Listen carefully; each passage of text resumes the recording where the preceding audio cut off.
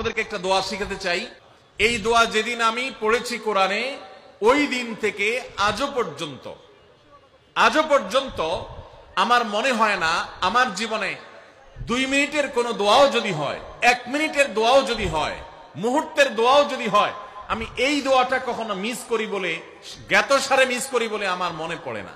যার দাম্পত্য জীবনের সুখী না, সে অনেক সম্পদশালী হতে পারে, অনেক প্রভাবশালী হতে পারে, অনেক পদের অধিকারী হতে পারে, অনেক বড় দায়িত্বশীল হতে পারেন, অনেক বড় নেতা হতে পারেন, অনেক বড় পরিচিত পপুলার মানুষ হতে পারেন, তিনি সুখী না। সুখের অন্যতম বড় একটা প্যারামিটার হলো দাম্পত্য জীবনে সুখী হওয়া, স্বাচ্ছন্দ্যশীল হওয়া।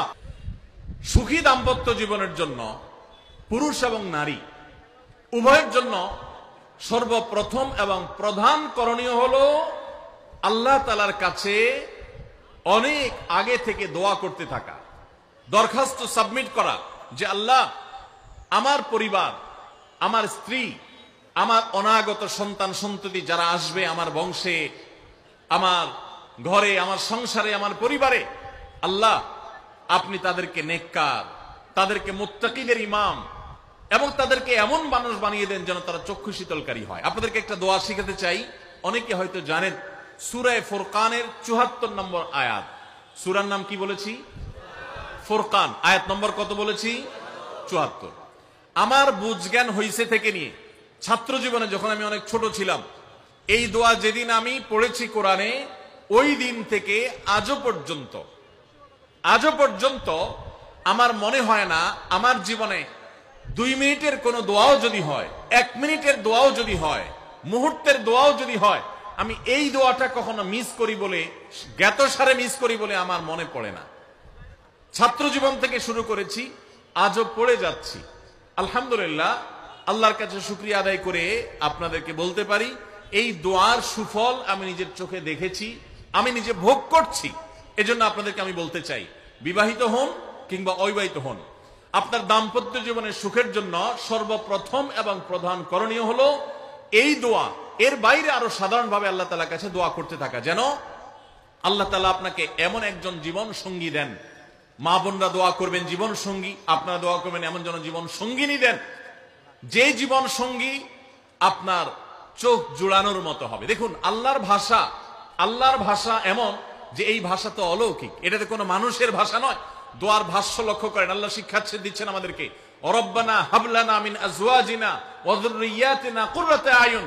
হে আমাদের রব, আমরা আপনার কাছে এমন স্ত্রী চাই, এমন সন্তান চাই, এমন পরিবার চাই, যেই পরিবারের সদস্য, আমার স্ত্রী, আমার সন্তানরা আমার নয়ন জুড়াবে, আমার চোখ জুড়াবে, এরকম মানুষ চাই। একটু ভাষাটা লক্ষ্য করুন। আমরা সাধারণত দোয়া করলে কি চাই? আমরা এক একটা দিক চাই। ধরুন, আপনার স্ত্রী মাশাআল্লাহ অনেক সুন্দরী, অপূর্ব সুন্দরী, তিনি আল্লাহ তাআলা তাকে অনেক রূপ লাবণ্য দিয়েছেন, কিন্তু তার যদি চরিত্রটা খারাপ হয়, তাহলে এই স্ত্রীকে আপনার নয়ন জুড়াবে, চোখ জুড়াবে, চক্ষু শীতলকারী হবে? আপনার স্ত্রীর চরিত্র ভালো, দেখতে শুনতেও মাশাআল্লাহ সুন্দর, কিন্তু পড়ালেখা নাই, বুদ্ধিশুদ্ধি নাই, একটু বেকুব কিসিমের, তাহলে কি আপনার চোখ জুড়াবে? ভালো লাগবে? আপনার স্ত্রী শিক্ষা দীক্ষাও আছে, জ্ঞান গরিমায় মাশাআল্লাহ তিনি ভালো, রিচ, সমৃদ্ধ, আবার চেহারা সুন্দর, আবার তার মধ্যে তার চরিত্রের সমস্যা নেই, কিন্তু সমস্যা কি? সমস্যা ধরুন তার ভিতরে এমন রোগ আছে, শারীরিক রোগ, যেই রোগের কারণে আপনার জন্য সেটা বড় কঠিন পরিস্থিতির মুখোমুখি হতে হয়। ধরুন দুরারোগ্য কোনো ব্যাধি আছে, মরণ ব্যাধি আছে, এমন কোন রোগ আছে যেটার কারণে আপনাকেও সাফার করতে হয়, তাহলে এই স্ত্রী কি আপনার চোখ জুড়াবে? ঠিক একই কথা স্বামীর ক্ষেত্রে প্রযোজ্য, সন্তানের ক্ষেত্রে প্রযোজ্য। আল্লাহ তাআলা এমন একটা শব্দ শিক্ষা দিয়েছেন, দেখুন, আল্লাহর কাছে চাইতেও জানতে হয়। উল্টাপাল্টা দোয়া করলে দোয়া পূরণ হয়ে যাবে, কবুল হয়ে যাবে, কিন্তু আপনার কাজ হবে না। অনেক যুবক আছে আল্লাহর কাছে দোয়া করে, আল্লাহ বেশি না, $5,00,000 টাকা চাই। কত? $5,00,000। অনেক যুবক লিখে দেয় আমাদেরকে, হুজুর দোয়া করবেন বেশি না, আমি আল্লাহর কাছে $5,00,000 টাকা চাই। আল্লাহরে টার্গেট দিয়ে দিছে, কত লাগবে? 5 লাখ। কেন? একটা বাইক কিনবে। যুবক মানুষ, রাস্তাঘাটে বাইক ছাড়া চললে ভালো লাগে না, আর একটা ভালো সেট কিনবে, না হলে ফেসবুক স্ট্যাটাস ভালো করে দেওয়া যায় না, ছবি তুলে দেওয়া যায় না। সাইফুল্লাহ ভাই ছবি তুলে দিতে বলছেন না, মাহফিলের ছবি তোলা যায় না। আর কিছু টাকা দিয়ে ছোটখাটো একটা দোকান টোকান কিছু একটা করবে, বিয়ে শাদীর ব্যবস্থা করবে, বাস, বেশি কিছু চাই না। তো আল্লাহ তাআলা 5 লাখ টাকা ধরেন আপনাকে দিয়ে দিল, সাথে একটা রোগও দিয়ে দিল, ওই রোগে খরচ হবে 6 লাখ। তাহলে আপনার এই 5 লাখের কোনো মানে আছে? আপনারা একটা প্রসিদ্ধ ঘটনা অনেকেই শুনেছেন, একটা চুটকি, যে এক যুবক দোয়া করছে, আল্লাহ তোমার কাছে আমি এমন একটা লাইফ চাই। বিশেষ করে বেকার যুবকরা এগুলো বেশি দোয়া করে, আল্লাহ তোমার কাছে এমন একটা লাইফ চাই, বেশি কিছু না, যে লাইফে 2 হাত ভর্তি টাকা থাকবে আর আশপাশে শুধু নারী আর নারী থাকবে, এরকম একটা লাইফ চাই। তো আল্লাহ তাআলা তার দোয়া কবুল করে ফেলছে। দোয়া কি করছেন? কবুল করে ফেলছে। দোয়া কবুল করছেন কিভাবে? দোয়া কবুল করে তাকে আল্লাহ তাআলা এমন একটা বাসের কন্ট্রাক্টর বানিয়ে নিছেন, যে বাসটা হলো মহিলা বাস,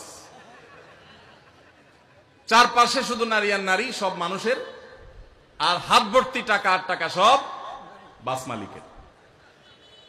দোয়া কিন্তু কবুল হয়ে গেছে। তো আল্লাহ তাআলার কাছে উল্টাপাল্টা দোয়া করলে কি হয় দেখছেন? দেখুন, দাম্পত্য জীবনে সুখের জন্য দোয়া কিভাবে করতে হবে আল্লাহ শিখিয়ে দিয়েছেন। রব্বানা হাব লানা মিন আজওয়াজিনা ওয়া যুররিয়াতিনা কুররাতা আয়ুন, আল্লাহ আমার পরিবারের সদস্যরা যেন এমন হয় যে তাদেরকে দেখলে আমার নয়ন জড়িয়ে যাবে। অর্থাৎ নয়ন জোড়াতে হলে সব দিক থেকে পারফেক্ট হতে হবে, সব দিক থেকে ভালো হতে হবে, তখনই তো দিল জোড়াবে। ওয়াজআলনা লিল মুত্তাকিনা ইমামা, আর আমাদের সবাইকে, গোটা পরিবারকে আপনি মুত্তাকিদের ইমাম বানায় দেন, সৎ মানুষ বানায় দেন। কারণ সৎ যদি না হয়, আল্লাহভীরু যদি না হয়, তাহলে কখনো তাদের মাধ্যমে আপনি সুখ শান্তি পেতে